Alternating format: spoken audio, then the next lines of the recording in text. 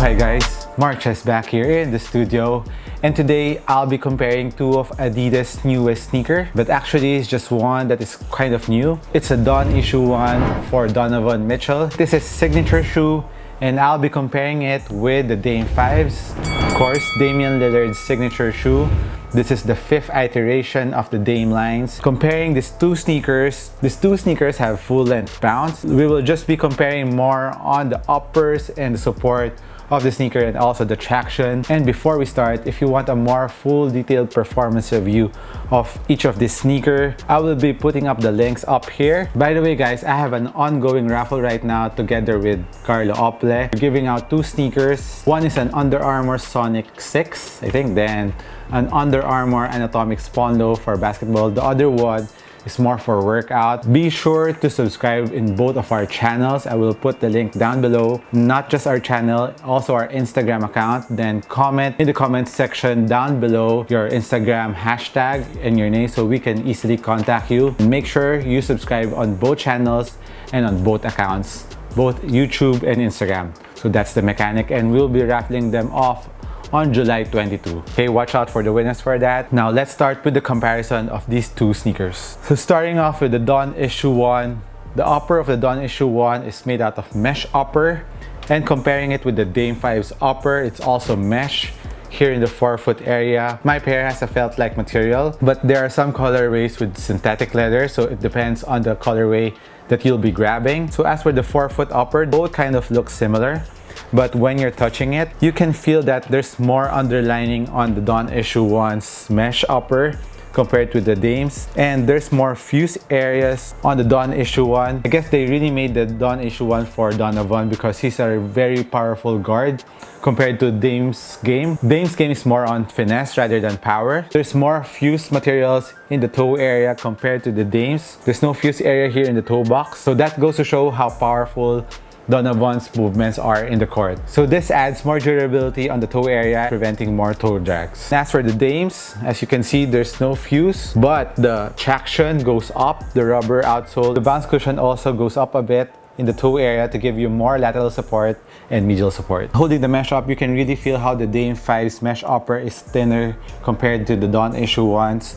So breathability wise, I think this is more breathable, and come to think of it, that's how I felt. But if you are a player who likes maximum support in the forefoot area, of course, the Dawn Issue 1 is the one for you. If you're more on the quick guard and more of the finesse type of guard, you're good with the Dame 5s. Moving on to the midfoot part of the sneaker, the Dame 5s has this huge TPU plastic, gives maximum support laterally and also medially. The bounce cushion also goes up to give you medial support and at the same time giving you arc support. The Dawn Issue 1, it's pretty similar. The TPU plastic is just in a different shape. You can see here, this is the TPU plastic, and also the bounce cushion goes up for lateral support. And going on to the medial side, you can see the bounce cushion also going up to give you arc support and also medial support. But on the midfoot part of the sneaker, the main difference is this is narrower compared to the Dame's midfoot part. So if you're a wide footer, watch out on the Dawn Issue 1, and I think you're better off with the Dame 5s. Now let's move on to the back part or heel part of the sneaker. As you can see, in the Dame 5, it's a mid-cut sneaker, while the Dawn Issue 1 is a low, and both shoes have very nice Achilles pillow, heel pillows, very comfortable. As for the Dawn Issue 1, if you don't lace properly, you will be experiencing a little bit of heel slippage, but nothing a good lacing won't fix. You just have to tighten it up, especially these last lace holes. Crank it up so your foot will be pushed backwards to the heel, and after that you won't be experiencing heel slippage. Comparing with the Dame 5s, right off the bat when you put your foot in, since it's a mid-cut, there's more heel containment, so heel slippage is non-existent. It's a very nice heel containing sneaker. As for the heel containment issue, I think I'll be giving a slight advantage on the Dame 5s. And as for heel support, both sneakers have internal heel counters, which are very good. As for ankle protection, both are very good. Even though the Dawn Issue 1 is a low, your ankles are pretty safe because of the nice heel counter that you can find on both shoes. Now moving on to the bounce cushion on these sneakers, both are full-length bounce, and I will say that they're pretty much the same on the feel, but there is more breaking time needed on the cushion on the Dawn Issue 1 compared to the Dames. I think the Dames is a little bit more plush or softer compared to the bounce cushion on the Dawn Issue 1. On the forefoot, both are very responsive. Court feel is awesome. And as for impact protection on both sneakers, I would say it's pretty much the same, but you have to break this in a little bit more. On the chunkiness of the bounce cushion on the heel, it's pretty much the same, but on both sneakers, your foot is seated in the mid part of this bounce cushion. As for the bounce cushion on the heel, it also acts as a heel containment system to give you excellent heel lockdown and support. So that's a big plus on the cushion of these two sneakers. I think I would tie it up right now. As for width of the sneakers, I thought the Dawn Issue 1 was wider than the Dame 5s, but upon looking at it now, the Dame 5 is wider on the upper forefoot area, just a tad bit. But what's nice about the Dawn Issue 1 is, as you can see here, there's an extra lateral outrigger that comes up here in the midfoot to give you more stability around the midfoot area. So that's great. That's a slight advantage on the Dawn Issue 1. While the Dames are pretty much wide here in the upper forefoot. So that's the main difference on the width of both sneakers. And as for the width on the heel part, pretty much the same. You can see that the Dame 5 has a little bit more curve compared to the Dawn Issue 1. The Dawn Issue 1 is nearly flat, but the good thing is it doesn't feel that way when you're running. The stability on both sneakers are very, very good. I will give it an A+. So if you're a shooter who wants to plant your feet really quick for your shot, both sneakers are great for that. And also for those who likes doing sidestep, these two sneakers are great for you. Like Dame and Donovan, they like doing sidesteps a lot. I would tie them up on stability. For the traction on both sneakers, I have the Spider-Man colorway and I have the Sugar G colorway.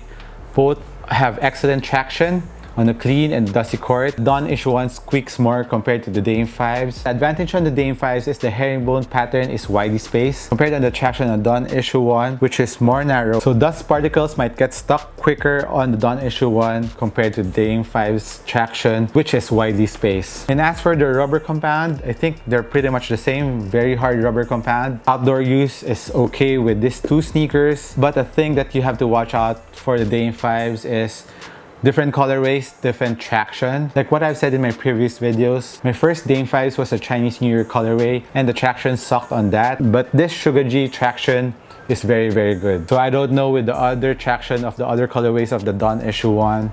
I hope they perform as good as this. You have to test them out in store if you want to make sure. Just rub the rubber compound, and when you touch it and it's rougher, I think that is a safe bet on the traction. As for the weight of the two sneakers, I just weighed them earlier before I filmed this video. The Dawn Issue 1 is heavier by 20 grams compared to the Dame 5, so I think they're pretty much the same. 468 and this is 446, around that weight. So they're pretty on the heavier side of sneakers, but when you're playing with them, because of the support and lockdown of the sneakers, you won't feel it that much. Wide footers go for the Dame 5s because especially on the forefoot area, the Dawn Issue 1 is pretty snug here. So wide footers, I would recommend the Dame 5s better for you because there's a little bit more toe space on the Dame 5s compared to the Dawn Issue 1. But if you want the Dawn Issue 1, you might go full size up or half size up depending on your foot. Better to try them in store. That's my recommendation. The Dawn Issue 1 is priced at $5,500 or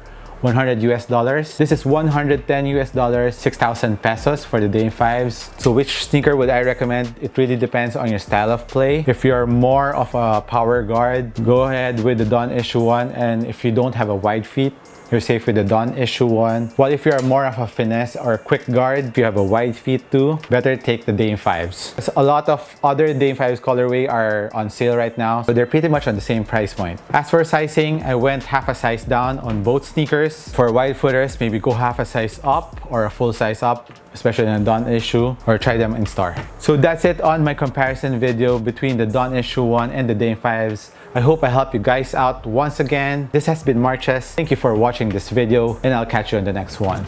Cheers!